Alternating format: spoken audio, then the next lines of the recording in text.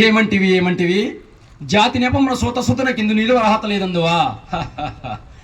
ఎంత మాట! ఇది క్షాత్ర పరీక్ష కానీ క్షత్రియ పరీక్ష కాకూడదు. ఇది కుల పరీక్ష ఎందువా? నీ తండ్రి భరద్వాజుని జననం పెట్టింది, అట్టి జుగుప్సాకరమైన నీ సంభవం పెట్టింది, మట్టి కొండలో పుట్టింది కదా. నీది ఏ కులము?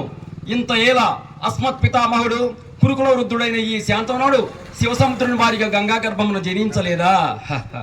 ఈయనదే కులము. నాతో చెప్పితివేమయ్యా, మా వంశమునకు మూల పురుషుడైన వశిష్ఠుడు దేవవేశకు ఊరసి పుత్రుడు కాదా?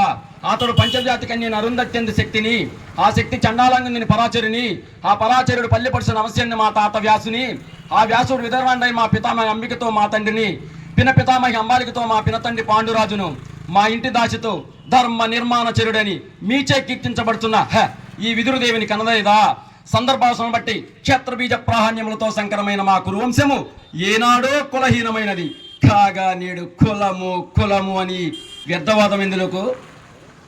నాయన సుయోధన, ఏరులా పారులా బ్రహ్మఋషుల జననములు మనము విచారించదగినవి కావు.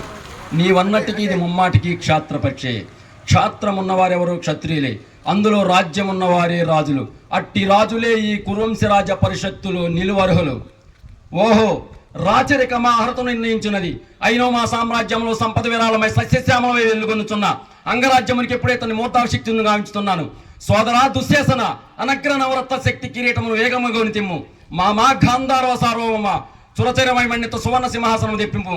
పరిజనులారా, పుణ్య భాగీరథి నదీతో ఏములందుకొనుడు. కళ్యాణ భట్టులారా, మంగళతూర్యరమును సుస్వరంగా మోగనిముడు. వందిమాగతులారా, కన్నమహారాజును కైవారం గావించుడు. పుణ్యాంగులారా, ఈ రాధాసుతనక పాలభాగమున కస్తూరి తిలకం తీర్చిదిద్ది బహుజన్మ సుకృత బలిపాల సౌదత్య సహస్రకస్య వైడూర్య ప్రభాదుత్యులకు వాంచలు చెలరేగా వీరగంధం ఎదురార్పుడు. నేను ఈ సకల మహాజన సమక్షమున పండిత సభ మధ్యమున సర్వదా శతదా సహస్రదా ఈ కులకలంక మహాపంకలమును శాశ్వతంగా ప్రక్షాళన జరిగించదు. జై ఎన్టీఆర్!